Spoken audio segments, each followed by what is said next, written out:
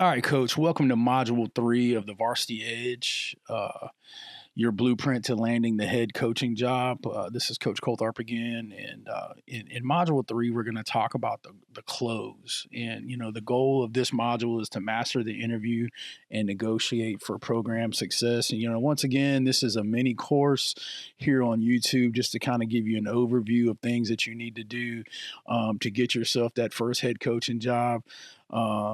Obviously, I've written an extensive book through a lot of different research and research methodologies that I think shares a lot of great information. I'll put a link to that book. The book is titled The Varsity Edge. Just like the course, it's supposed to drop 12/12/25, but I think it may be ready a little bit earlier. So check back on that, check that link, and if you would, drop a like on the course and share it so people can, kind of see what we're putting together. So let's jump into Module 3. So you've built your systems and you've done the research, and now you have to win the room. The interview is the sales presentation, and you got to know your audience. The biggest thing about that is most interviews that I've ever been on have been very, very similar. It's going to be some kind of panel, but you have to understand all panels aren't created equal. There are people on the panel that are there to keep peace in the building, to make them think that they have some kind of decision making authority, and then there are people on the panel who really have decision-making authority. One of the biggest, worst kept secrets in the history of the world is that ADs do not hire and fire football coaches, principals do. So, the principal is obviously going to be the number one person in the room. The AD will have, dependent on the structure of your school system, if the AD is just, a random coach on staff, they won't have as much pull as if the AD is also an administrator. I've been in several interviews where they had a person from the county central office there, whether that person was over athletics or county AD or something like that. I've had those kind of people in there before. Booster club people, I've had parents, I've had teachers, department chairs and things of that nature. And that's where the school politics kind of comes in. I've actually had student athletes in my interviews as well. So, I mean, you just kind of never know, but you have to know when you fill in the room, who's who and what's what. And that goes back to what we talked about in module 2 about doing your due diligence, had touching base with the AD before you show up to find out how many people is going to be on the interview committee, and as close as you can get to knowing who those people are. So you're gonna face this multi-panel interview, and you got to tailor your message to each of the stakeholders. Obviously, when you're talking to the principal, they have 3 main goals: liability, safety, and eligibility. Academics is their number one thing, making sure kids are safe and taken care of, things as simple as, not leaving campus until the last kid's picked up, which can be kind of a headache. Making sure that you're being safe in practice and not doing crazy things, making sure everybody has the correct equipment. These are kind of things that principals care about. When you answer questions, you want to make sure that you have a structure that shows that you have these things in mind, and that you're going to, put him at his least amount of risk. And obviously principals want to win. One of the questions I always ask when they ask me is, do you have any questions for us? It's always, well, define success. How do you define if the football team is successful? That tells you a lot about where the principal's at. So, that's kind of a nugget that I would share with you on that one. ADs care about competence and maintenance. They want to know that the sport, can run a program, and that you're going to be the least amount of headaches. ADs have enough headaches as it is. I spent some time as an AD, and I promise you, dealing with cheerleaders and finding a bus for cross country on a Tuesday when the golf team has to have a bus to go somewhere, and then volleyball, the nets are broke all at the same time. Those are things that they're dealing with in the fall. The last thing they need is a major blow up in the football program. So that's kind of where they are. Your parent and community members, they're going to want to gauge how you communicate, how you define fairness.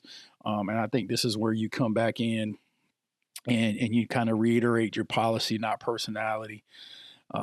policy over personality when you're doing discipline and things like that. You're going to get parent politic questions. How do you handle an angry parent demanding playing time? And that's kind of where you say, hey, look, my policy is posted publicly. Playing time decisions are based on published measurable metrics, performance and practice, attendance, and compliance with the code of conduct. If a parent has a question, I will point them back to the policy. And, you can say it like that. And, my always answer was is really don't discuss playing time with just the parent. If a parent wants to talk about why a kid isn't playing, they got to bring the kid into the meeting with them. You bring your son into the meeting with me and let's let him tell you why he's not playing. And then we never talk about other people's children. We're not going to compare Johnny to Sam and these kind of things. And we're not going to talk about Sam, but we're going to talk about what Johnny's doing. What did Johnny do in the off season? What's Johnny doing in season? Why Johnny's not playing because Johnny can't act right in school, but Johnny's going to sit in that meeting with that parent and explain to them, why playing time is. And generally speaking, when you say, yeah, I'll meet with you and Johnny, parent usually doesn't want to meet.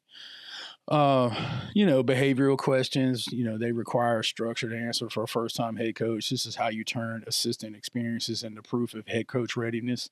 You kind of use that STAR method every time, situation, task, action, result. So in that situation and task, briefly set the scene of your responsibility. Hey, star player, was late showing up for a playoff game, et cetera, those kind of things. Detail the specific steps you took. Use I, not we. I referred to our written code of conduct, which states quantify the positive outcome. The player accepted the consequences and GPA improved by 0.5 points that semester. Just whatever you're dealing with. But if you use that STAR method, it usually comes out on the good end. The results show leadership, adherence to policy, and a positive impact on the student athlete. And I think that's usually a win-win for everybody. And then this last part, we're talking about negotiating for program success. They're going to offer you the job and, they'll call and offer you. And that's where you always say, well, listen, I'm super interested, but I would love to come sit down with you and talk about it, in more detail. And generally speaking, that's just going to be you and the principal and maybe the AD. And this is where, kind of the rubber meets the road. Now, and some of these things you can do and some of them you can't. It just depends on where you are, but it never hurts to ask, how much are the assistants paid? If it's a school-based number, always argue for more money for your assistants. Before you argue for yourself. Better paid staff means better talent, better supervision, less liability.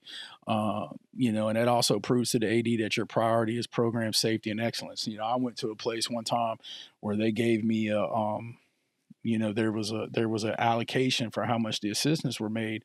And it was funny because we had a guy on the staff who had been a head coach in another state and won a bunch of games. And he was just kind of like double dipping and he was an assistant. And he was making less assistant coach money than a kid who had graduated from the high school and was in his second year coaching.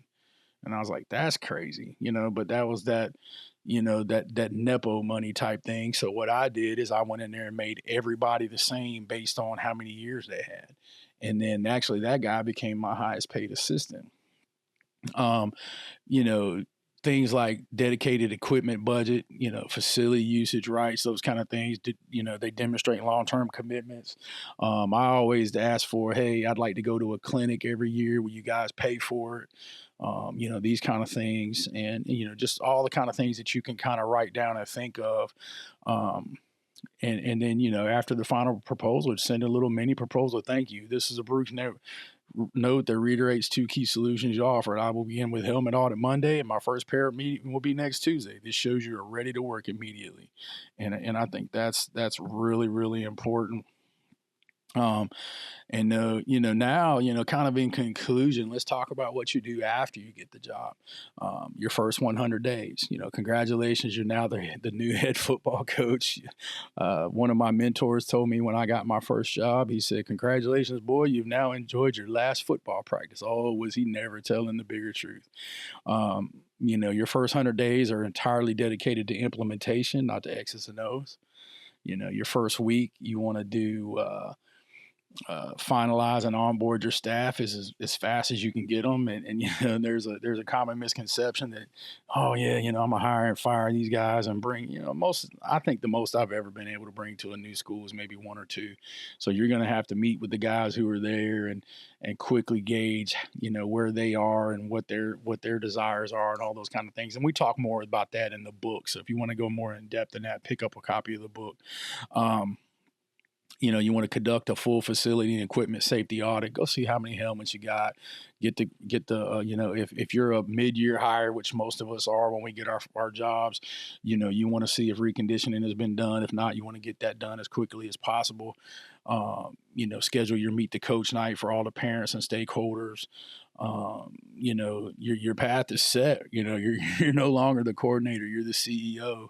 So you have to go secure that edge and give yourself the foundation for a great start.